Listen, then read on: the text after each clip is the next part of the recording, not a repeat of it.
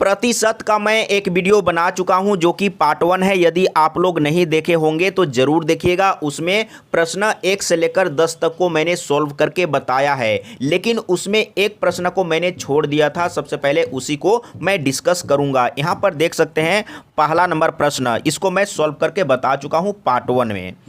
दूसरा नंबर को भी मैं सॉल्व करके आप लोगों को बता चुका हूं। पहला नंबर को आप एक बार फिर से देख लीजिएगा। एक बार मैं प्रश्न को दिखा देता हूं। दूसरा नंबर को भी मैंने सॉल्व करके बता चुका हूं। इसके बाद तीसरा नंबर को भी मैंने सॉल्व करके बताया है। इसके बाद यहां पर देखिए चौथा नंबर, जो कि मैंने बोला था कि एक प्रश्न को छोड़ दिया था, इसी प्रश्न को मैंने छोड़ दिया था। चलिए इसको मैं आप लोगों को सॉल्व करके बताता हूं कि कैसे सॉल्व करना है और इस तरह का प्रश्न पूछा जाता है। जितना भी प्रश्न है कहीं ना कहीं एग्जाम में पूछा गया है। चलिए सबसे पहले प्रश्न को पढ़ के समझिए।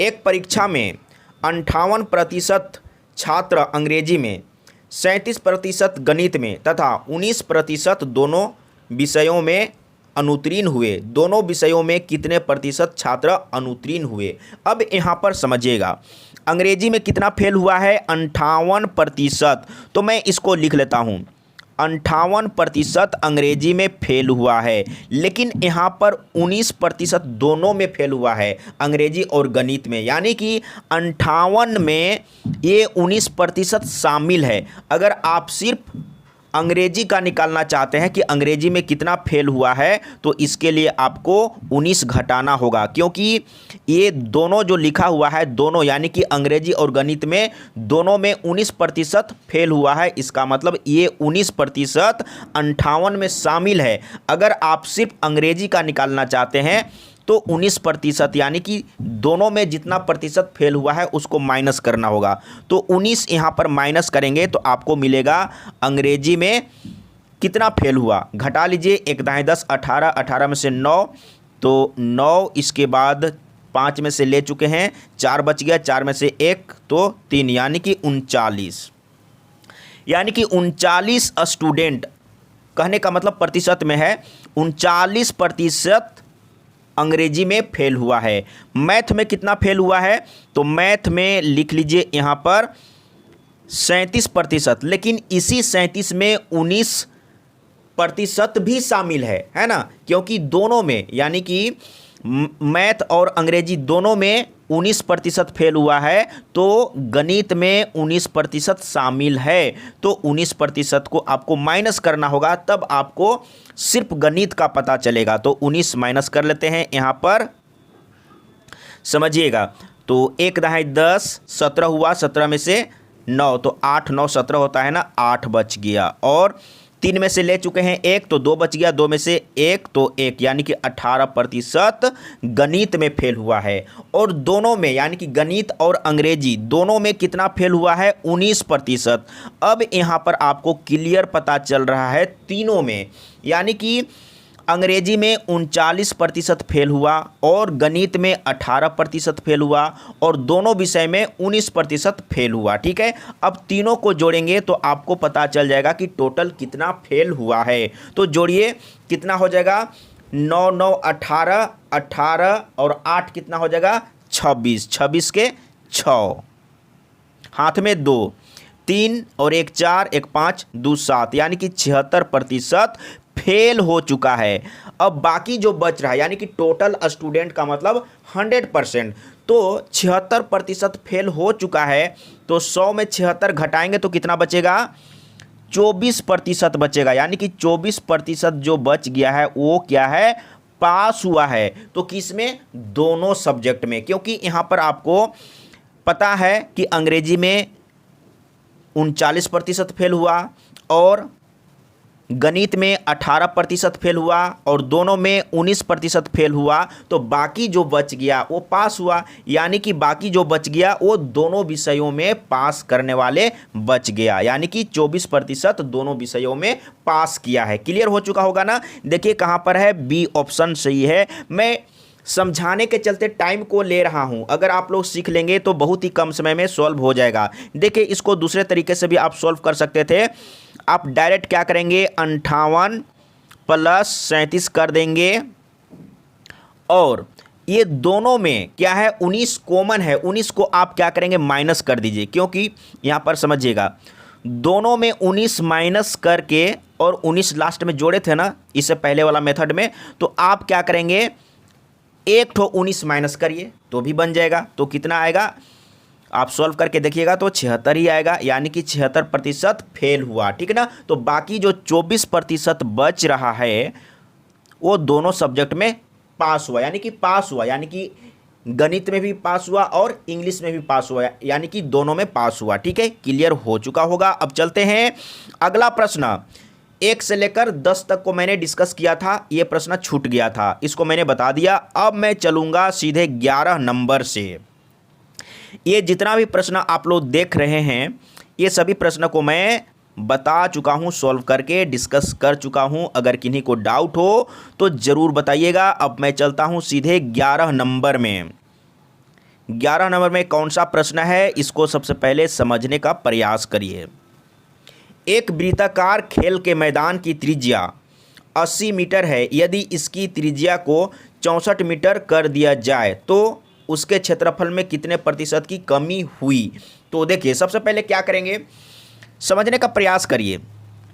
वृत्ताकार यानी कि सर्कल है ना, तो सबसे पहले एरिया निकालिए बड़ा वाला का, तो क्या हो जाएगा पाई आर स्क्वायर। तो पाई मैं यहां पर लिख लेता हूं, पाई आर स्क्वायर। आर कितना है 80 है ना, तो मैं यहां पर शॉर्टकट में लिखूंगा, पाई लिखेंगे पाई आर स्क्वायर। आर कितना है 80,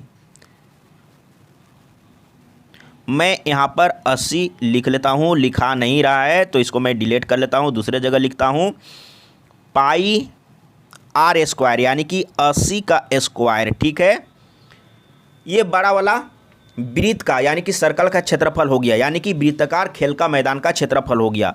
अब क्या हुआ, त्रिज्या को घटा दिया, क्या बोलता है यदि इसकी त्रिज्या को 64 मीटर कर दिया जाए, यानी कि 80 से 64 कर दिया गया तो क्षेत्रफल तो कम होगा ना। तब क्या करेंगे, बड़ा वाला का क्षेत्रफल में से छोटा वाला का क्षेत्रफल घटाएंगे, तो क्या हो जाएगा फिर से वृत्त का क्षेत्रफल बराबर पाई आर स्क्वायर। तो यहाँ पर देखिए पाई आर कितना है 64, तो यहाँ पर मैंने लिख लिया 64 का स्क्वायर, यहाँ पर लिखेंगे डायरेक्ट में। ठीक है, अब यहाँ पर ध्यान दीजिएगा, पाई आप यहाँ से कॉमन ले सकते हैं, मैंने पाई को कॉमन ले लिया। इसके बाद अगर आप चाहेंगे तो क्या बचेगा, जैसे पाई को कॉमन लेने के बाद 80 स्क्वायर माइनस 64 स्क्वायर बचेगा ना, उसको आप फॉर्मूला में तोड़ दीजिए, यानी कि a plus B into A minus B में। तो क्या हो जाएगा 80 प्लस 64, इसके बाद 80 माइनस 64। ठीक है, अब इसको फाइनली हम लोग लिख लेंगे, पाई तो रहेगा ही, पाई को रहने दीजिए। इसके बाद कितना हो जाएगा, 80 और 64 को जोड़ेंगे तो गुना में मैं लिख लेता हूँ 4 हो जाएगा। इसके बाद 8 6 14 हो जाएगा, और फिर गुना में इधर क्या बच रहा है, 80 में 64 घटाएंगे तो सबसे पहले 1 दाएँ 10, 10 में से 4 तो 6, इसके बाद 8 में से 1 ले चुके हैं तो 7, 7 में से 6 तो 1, यानी कि 16। इतना कम हुआ, यानी कि हम लोग यहाँ पर क्या किए, बड़ा वाला वृत्त का क्षेत्रफल में से छोटा वाला वृत्त का क्षेत्रफल को घटा दिए, यानी कि इतना कमी हो गया, क्षेत्रफल में इतना कमी हो गया। तो इतना कमी हो गया तो प्रतिशत में आपको निकालना है, प्रतिशत में आप निकाल दीजिए। कैसे निकालेंगे, तो यहाँ पर ध्यान दीजिए, मैं अब क्या करूँगा, यहाँ पर इसी में मैं क्या कर रहा हूँ, ये कमी हुआ है, क्षेत्रफल में कमी हुआ है, तो प्रतिशत में निकालने के लिए क्या करेंगे, बटे टोटल, यानी कि बड़ा वाला का क्षेत्रफल। तो बड़ा वाला का क्षेत्रफल क्या हो जाएगा, पाई आर स्क्वायर। समझिएगा यहाँ पर पाई आर स्क्वायर, आर कितना है 80 है ना, तो 80 गुने 80 आप 2 बार लिख लीजिए तो काटने में आसान होगा। ठीक है, मैंने लिख लिया, और गुने में 100 कर देंगे तब आपको प्रतिशत में मिल जाएगा। ठीक है, तो यहाँ पर देखिए सबसे पहले ये पाई और ये पाई कट गया और एक जीरो यहाँ से, एक जीरो यहाँ से, फिर से एक जीरो और एक जीरो कट गया है और 8 दूना 16 ये भी कट चुका है और 2 चौके 8 ये भी कट चुका है। अब 4 से 144 को काटते हैं तो 4 इसको काट देते हैं, 4 तिया 12, कितना बच गया 2 और 4 छक 24 यानी कि 36%। देखिए कहाँ पर है, ए ऑप्शन सही है। मैं समझाने के चलते मैं स्लो बोल रहा हूँ, आराम से बता रहा हूँ, तो इसी तरीके से आपको सॉल्व करना है। तो 36% कमी हुआ है। क्या बोला था, क्षेत्रफल में कितने प्रतिशत की कमी हुई, तो 36%। ठीक है, अब चलते हैं अगला प्रश्न 12 नंबर। यहाँ पर देखिए इसमें क्या बोला है। प्रश्न देखने में बहुत बड़ा लग रहा है लेकिन बहुत ही आसान प्रश्न है। देखिए, ऊन का स्वेटर बेचने वाली एक कंपनी प्रत्येक स्वेटर पर 20% का छूट देती है। जैसे बनाया तो उसमें उसको बेचने के लिए 20% डिस्काउंट देती है। मौसम बदल जाने के कारण कंपनी ने घोषणा की प्रत्येक स्वेटर के बिक्री पर 15% की अतिरिक्त छूट दी जाएगी। इस तरह यदि एक स्वेटर का मूल्य 408 रुपया हो तो उसकी मूल कीमत क्या थी, यानी कि ओरिजिनल कीमत क्या था। देखिए कैसे सॉल्व करना है, समझिए। मान लेते हैं कि ओरिजिनल कीमत 100 रुपया था, एक स्वेटर का 100 रुपया, समझिएगा। ठीक है, अब क्या हुआ, 100 रुपया में 20% छोड़ दिया, यानी कि छूट दिया, 20% छोड़ दिया। अब समझिएगा, मान लेते हैं कि ये जो मूल्य है 100% है, 100% में 20% छोड़ दिया तो कितना परसेंट बच गया, 80%, यानी कि x का 80% करेंगे। एक बार समझेंगे ना तो फिर कभी कोई दिक्कत नहीं होगा, थोड़ा मेहनत करना होगा। इसके बाद बोला कि ये जो मूल्य है ना, फिर से 15% का अतिरिक्त छूट फिर से दे रहा है। तो आपको क्या करना है, इस मूल्य में फिर से 10% छोड़ रहा है, 15%, यहाँ पर देखिए 15% है, 15% छोड़ रहा है, यानी कि टोटल 100% आप मान के चलिए, 100% में 15% फिर छोड़ रहा है तो कितना होगा, 85%। तो इस तरीके से आप यहाँ पर लिखेंगे 85%, यानी कि 85/100। और ये जो होगा वो किसके बराबर होगा, यानी कि 20% और 15% छोड़ने के बाद मूल्य कितना देना पड़ रहा है एक स्वेटर का, तो 408 रुपया। यहाँ पर मैं लिख लेता हूँ 408 रुपया। इसी को कैलकुलेट करके आप x का मान निकाल दीजिए। x क्या है, प्रारंभिक मूल्य, यानी कि मूल मूल्य, तो मिल जाएगा आपको। सबसे पहले यहाँ पर देखिए क्या करेंगे, 17×5=85। सबसे पहले यहाँ पर एक जीरो काट लेते हैं और यहाँ पर देखिए 17×5=85 इसको काटेंगे तो 5 दूना 10 ये कट चुका है और 2 से 2 चौके 8 ये कट चुका है और 4 से 25 चौके 100 ये कट चुका है ना। अब यहाँ पर ध्यान दीजिए, अब क्या करेंगे, 17 से इसको काट दीजिए। 17 से काटेंगे तो क्या हो जाएगा, 17 दूना 34, कितना बच गया 6, तो कितना हो गया 68। तो 17 चौके 68 होता है ना, 17×51 17 चौके 68 होता है। अब क्या करेंगे, ये तो कट चुका है, नहीं ये नहीं, ये कट चुका है, 17 से ये कट चुका ना। तो अब तिरछा तिरछी गुना करेंगे, यानी कि इधर में x बच रहा है और बटे में 25 जो कि इसके साथ गुना होगा। तो गुना कर लीजिए, 25 चौके 100 के 0 हाथ में 10 और 25 दूना 50 और 10 कितना हो जाएगा 60, यानी कि 600 रुपया। स्वेटर का मूल मूल्य कितना था, तो 600 रुपया। देखिए बी ऑप्शन सही है। बहुत ही आसान था, कितना बड़ा प्रश्न है लेकिन कितना आसान तरीके से बन रहा है ना। तो अब चलते हैं, आंसर भी नीचे लिखा हुआ है, आंसर को मिलाते हुए चलिए। बहुत ही आसान है, एक बार सीखिए समझिए, फिर कभी कोई दिक्कत नहीं होगा। अब यहाँ पर देखिए, जब किसी वस्तु का मूल्य 10% बढ़ जाती है तो उसकी बिक्री 20% घट जाती है, तो आय में कितने प्रतिशत का अंतर आएगा। अब यहाँ पर देखिए, इस तरह कहीं पर भी रहे, अगर मूल्य को बढ़ाएंगे तो बिक्री घटेगा, है ना, क्योंकि अगर मूल्य को बढ़ा रहे हैं, महंगा कर रहे हैं, तो बिक्री तो कम होगा ही। तो इस तरह का प्रश्न को सॉल्व करने के लिए क्या करते हैं, मूल्य में वृद्धि हुआ यानी कि 10% वृद्धि हुआ। मैं फॉर्मूला एक बार मैं समझाता हूँ। क्या करेंगे, x माइनस वाई और एक प्लस एक माइनस में लिए ना, दोनों को गुना करेंगे तो माइनस ही होगा। x गुने वाई बटे 100, ये फॉर्मूला का यूज करते हैं। अगर दोनों में वृद्धि हुआ है तो दोनों को प्लस लेंगे, दोनों को प्लस लेंगे तो यहाँ पर कहीं पर भी माइनस नहीं रहेगा। लेकिन वृद्धि वाला को प्लस में ले रहे हैं और कमी वाला को माइनस में ले रहे हैं, तो इस तरह का आप फॉर्मूला लिखेंगे। देखिए समझिए फिर से, 10% बढ़ जाती है तो आप प्लस में ले लीजिए। इसके बाद बिक्री में 20% घट जाती है, उसको आप माइनस में लीजिए। ठीक है, एक प्लस एक माइनस, यानी कि वृद्धि वाला को लेना है प्लस में और कमी वाला को माइनस में, तो दोनों को गुना करेंगे तो क्या हो जाएगा, माइनस ही होगा। तो दोनों को ऊपर में गुना करिए, 10 गुने 20 और बटे में 100 कर दीजिए, आंसर आ जाएगा। तो यहाँ पर सबसे पहले देखिए 10 में 20 घटाएंगे तो -10, ठीक है। और यहाँ पर क्या बचेगा, एक जीरो काटिए, फिर से एक जीरो काटिए, यानी कि 2 एकम 2 कितना आया, तो -12 इसका मतलब कमी। अगर कहीं पर भी अगर लाभ और हानि की बात हो रहा है तो माइनस आने पर लॉस होगा और प्लस आने पर लाभ होगा, प्रॉफिट होगा। ठीक है, तो यहाँ पर क्या बोला है, कमी की बात बोला है ना, क्या बोला है, तो आय में कितने प्रतिशत का अंतर आएगा।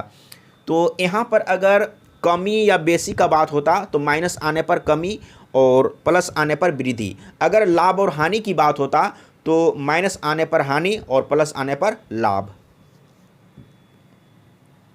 तो यहाँ पर माइनस और प्लस से मतलब नहीं है, यानी कि 12% का कमी हुआ है। क्या बोला है, आय में कितने प्रतिशत का अंतर आएगा, तो 12% का अंतर आएगा। ठीक है, तो यहाँ पर देखिए बी ऑप्शन सही है। अब चलते हैं अगला प्रश्न, और इसी तरह का प्रश्न शायद एक प्रश्न और है, इसको समझने का प्रयास करिए। जब किसी वर्ग की लंबाई 20% बढ़ा दी जाती है तो चौड़ाई 20% घटा दी जाती है, तो उसके क्षेत्रफल में कितने प्रतिशत का अंतर आएगा। क्या बोला है, जब किसी वर्ग की लंबाई 20% बढ़ा दी जाती है तो चौड़ाई 20% घटा दी जाती है, तो उसके क्षेत्रफल में कितने प्रतिशत का अंतर आएगा। सिंपल समझना है कि लंबाई को बढ़ाया जाता है और चौड़ाई को घटाया जाता है, तो क्या बोला है, उसके क्षेत्रफल में कितने प्रतिशत का अंतर आएगा। ठीक ना, तो इसमें भी अगर आयत में भी इस तरह का प्रश्न होता, आयत में या वर्ग है या वर्ग में या आयत में, दोनों के लिए एक ही फॉर्मूला है। तो जो इससे पहले मैंने बताया था कि अगर कहीं पर भी एक में कमी और एक में वृद्धि या दोनों कंडीशन में वृद्धि या दोनों कंडीशन में कमी, तो एक ही फॉर्मूला यूज करेंगे। देखिए लंबाई को 20% बढ़ाया है ना, 20 आप लिख लीजिए, फिर से चौड़ाई को 20% क्या किया गया है, कमी किया गया है, तो 20% आप लिख दीजिए। एक प्लस में एक माइनस में गुना करेंगे तो माइनस होगा, दोनों को आप गुना करिए, ठीक है, और बटे में 100 कर दीजिए, जो आएगा वो आंसर आपको मिल जाएगा। देखिए यहाँ पर तो घट के 0 हो गया, अब यहाँ पर जो भी है वही बचेगा। यहाँ से एक 0, फिर से एक 0, 2 दूना 4, यानी कि 4% का अंतर आएगा। तो यहाँ पर अगर कमी की बात बोलता, माइनस में आया ना, अगर कमी और वृद्धि की बात होता तो माइनस आने पर कमी और प्लस आने पर वृद्धि। अगर लाभ और हानि की बात बोलता तो माइनस आने पर हानि और प्लस आने पर लाभ। तो देखिए 4% का इसमें अंतर आएगा। क्लियर हो चुका होगा। अब चलते हैं अगला प्रश्न 15 नंबर। इसमें क्या है, किसी परीक्षा में 40% विद्यार्थी हिंदी में, 50% विद्यार्थी इंग्लिश में और 10% विद्यार्थी दोनों विषयों में फेल होते हैं, तो कुल कितने प्रतिशत विद्यार्थी पास हुए। और भी आसान है ये, मैं फर्स्ट जो क्वेश्चन 4 नंबर था उसको जो मैंने बताया था उसी तरह का प्रश्न है। देखिए हिंदी में 40% हिंदी में, मैं लिख लेता हूँ 40% हिंदी में, ठीक है, और 50% इंग्लिश में, यही ना, और 10% दोनों में। तो मैंने क्या बोला था डायरेक्ट में, दोनों में है उसको आप माइनस में रख दीजिए, ठीक है। तो यहाँ पर देखिए कितना हो रहा है, 50 और 40 90, और 90 में 10 घटाएंगे तो 80, यानी कि 80% फेल हो चुका है। ठीक है, 80% फेल हो चुका है। या आप क्या करते, 10 आप इसमें घटा लेते, 10 इसमें घटा लेते, ठीक ना। अब यहाँ पर मैं देखिए, सबसे पहले इसको मैं सॉल्व करके बता देता हूँ।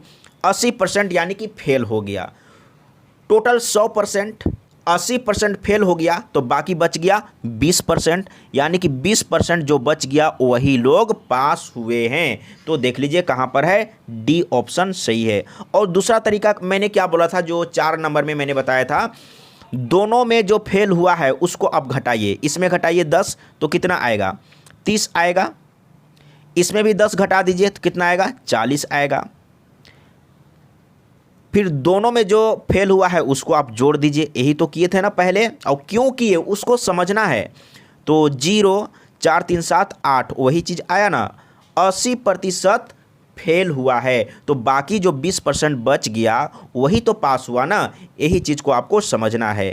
ठीक है, अब चलते हैं अगला प्रश्न 16 नंबर। यहाँ पर देखिए वेरी वेरी इंपॉर्टेंट प्रश्न आया हुआ है। इस तरह का प्रश्न पूछा जाता है और बहुत लोग छोड़ देते हैं।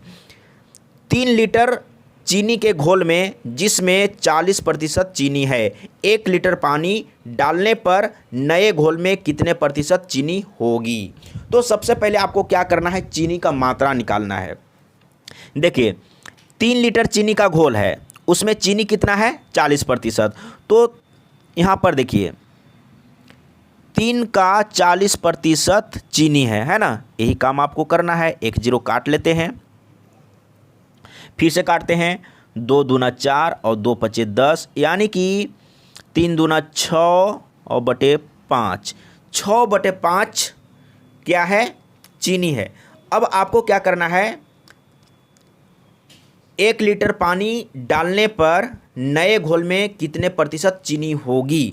तो चीनी का मात्रा कितना है, ये है ना, इसको आप क्या करेंगे, चीनी का मात्रा बटे जो चेंज हो रहा है उस घोल को लेना है, यानी कि कमी होने के बाद या वृद्धि होने के बाद जो घोल है उसको लेना है। क्योंकि पहले तो 3 लीटर था ना, अब इसी 3 लीटर में क्या किया, 1 लीटर और मिला दिया, तो कितना हुआ, 4 लीटर हुआ। यानी कि चेंज होने के बाद जो घोल मिल रहा है उसी को आपको बटे में ले लेना है।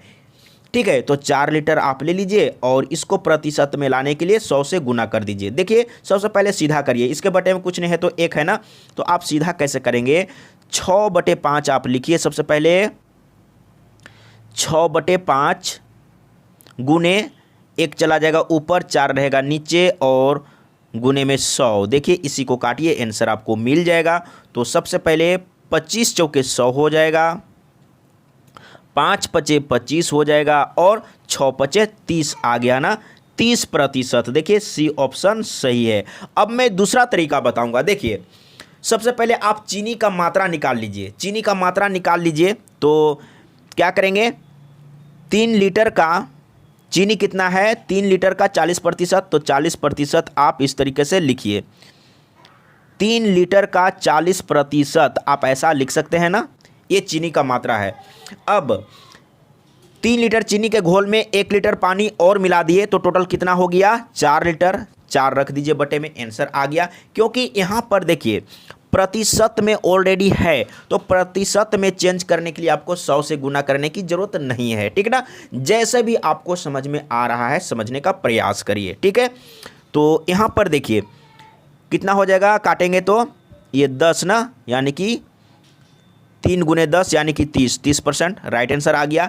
या आप क्या करेंगे, डायरेक्ट आप क्या करेंगे, जो टोटल घोल है 3 लीटर उसको आप ले लीजिए, इसमें 40% चीनी है ना, तो 40 आप रख दीजिए और बटे में नया घोल यानी कि चेंज होने के बाद, पहले 3 लीटर था 1 लीटर और मिला दिए 4 लीटर, 4 लीटर रख दीजिए तो भी आपको आंसर मिल जाएगा। 4 लीटर ना 4, तो देख लीजिए कितना आ रहा है, यहाँ पर 10 यानी कि 30 आ गया ना, ऐसा भी कर सकते हैं। तो आपने बहुत कुछ सीखा, समझना है। जब तक आप समझेंगे नहीं तब तक कॉन्फिडेंस नहीं आएगा, कॉन्फिडेंस लाना है तो समझना पड़ेगा। अब चलते हैं अगला प्रश्न 17 नंबर। यहाँ पर देखिए इसमें क्या पूछा है, चीनी तथा पानी के 12 लीटर घोल में 4% चीनी है। घोल को गर्म करके वाष्प द्वारा 2 लीटर पानी उड़ा दिए जाने पर शेष घोल में कितने प्रतिशत चीनी होगी। देखिए मैंने लास्ट में क्या बोला था, 12 लीटर है ना, 12 लीटर उसमें आप गुना कर दीजिए, उसमें कितना प्रतिशत चीनी है 4, तो 4 से गुना कर दीजिए और लास्ट में नया घोल यानी कि कम होने के बाद या वृद्धि होने के बाद जो घोल आपको लास्ट में मिल रहा है उसी को बटे में रखना है। यानी कि पहले से 12 लीटर था, 2 लीटर पानी उड़ा दिए तो कितना बच रहा है 10 लीटर ना, तो 10 आप यहाँ पर रख दीजिए, 10 रख दीजिए, कितना हो जाएगा 12 चौके 48 और बटे में 10, तो क्या हो जाएगा यही होगा ना, यानी कि 4.8%। ठीक है, तो इस तरीके से आपको सॉल्व करना था, या नहीं तो आप क्या करते, पहले चीनी का मात्रा निकालिए, यानी कि 12 लीटर का 4%, इस तरीके से ये चीनी का मात्रा है। तो प्रतिशत में आपको निकालना है, तो चीनी का मात्रा बटे नया घोल यानी कि 2 लीटर पानी उड़ा दिया है ना, तो 10 बच गया ना, यही चीज़ आपको करना था। प्रतिशत अब यहाँ पर प्रतिशत में लाने के लिए आपको चेंज करने की ज़रूरत नहीं है। ठीक है, 12 चौके 48 करिए, ये प्रतिशत को रहने दीजिए। ठीक है, 12 चौके 48 कर दीजिए और बटे में 10 है तो पॉइंट यहाँ पर बैठेगा, यानी कि प्रतिशत में है ना। तो इस तरीके से आपको समझना होगा, एक बार समझिए फिर कभी कोई दिक्कत नहीं होगा। और यहाँ पर देखिए इसमें क्या पूछा है ये समझने का प्रयास करिए। ठीक है, 300 ग्राम चीनी के घोल में इस तरह का प्रश्न पूछा जाता है, 300 ग्राम चीनी के घोल में 40% चीनी है, इसमें कितने ग्राम चीनी और मिलाई जाए कि नए घोल में 50% चीनी हो। देखिए एक बार मैं फॉर्मूला लिख देता हूँ, समझिएगा। फॉर्मूला मैं नहीं लिखूँगा, डायरेक्ट मैं लिख रहा हूँ। अगर आपको फॉर्मूला बनाना हो तो आप कॉपी में बना लीजिएगा। आपको क्या करना है, इसमें जितना चीनी का घोल दिया हुआ है उसको आप लिखिए। जैसे इसमें क्या दिया हुआ है 300 ग्राम चीनी के घोल, तो 300 ग्राम आप लिख लीजिए। ठीक है, और इसमें 40% चीनी है और कितना होने की बात बोला है, तो 50% होने की बात बोला है। तो 40 और 50 का अंतर को गुना करेंगे, 40 और 50 में अंतर कितना होगा 10 होगा। अब बटे में क्या करेंगे, 50% होने की बात बोला है ना, तो 100 माइनस 50 करेंगे। नीचे में क्या करेंगे 100 माइनस 50, 50% होने की बात बोला है तो 100 माइनस 50 करेंगे तो 50 आएगा ना। तब यहाँ पर बट्टे में आप 50 रख दीजिए, आंसर आ गया। ठीक है, आंसर आ गया, बस आपको क्या करना है कैलकुलेशन कर देना है। तो देखिए कितना आ रहा है, 1 0 यहाँ से काटते हैं और 5 छक यहाँ पर देखिए 5 छक 30 और 1 0 यानी कि 60 आ रहा है ना, 60 आ रहा है। यहाँ पर मैं एक बार अच्छा से लिख देता हूँ, 5 से काटे हैं ना, 5 से काटे हैं यहाँ पर, तो 5 छक 30 और 1 0 यानी कि 60 आ गया। तो देख लीजिए कहाँ पर है 60 ग्राम, सी ऑप्शन सही है। कहने का मतलब है कि इसमें कितने ग्राम चीनी और मिलाई जाए, यानी कि 60 ग्राम चीनी और मिला देंगे तो नए घोल में 50% चीनी हो जाएगा। अब चलते हैं 19 नंबर, इसमें देखिए सेम प्रश्न है, उसी तरह का है। पानी और अल्कोहल के 400 ml घोल में 15% अल्कोहल है, इसमें कितना शुद्ध अल्कोहल मिलाया जाए कि नए घोल में 32% अल्कोहल हो जाए। ठीक है, तो टोटल जो घोल है वो क्या है 400 ml का है, तो 400 आप लिख लीजिए, मैंने यहाँ पर 400 लिख लिया। ठीक है, 400 मैंने यहाँ पर लिख लिया, गुने मैंने क्या बोला, इसमें अल्कोहल कितना है 15% और कितना होने की बात बोला है तो 32%। तो ये दोनों का अंतर को गुना करेंगे सबसे पहले, तो 32 में 15 घटाएंगे तो कितना बचेगा 17 बचेगा, तो यहाँ पर 17 लिख दीजिए। इसके बाद बटे में 32% होने की बात बोला है, तब बटे में क्या करेंगे 100 माइनस 32 करेंगे, तो 100 में 32 घटाइए तो कितना हो जाएगा 68 आएगा ना। मैं डायरेक्ट लिख रहा हूँ, घटा के आप देखिए, आपको ट्रिक में बनाना है, शॉर्टकट बनाना है तो माइंड में कैलकुलेशन करने भी सीखिए, है ना। तो कितना आ रहा है ठीक है, तो 17 चौके 68 होता है।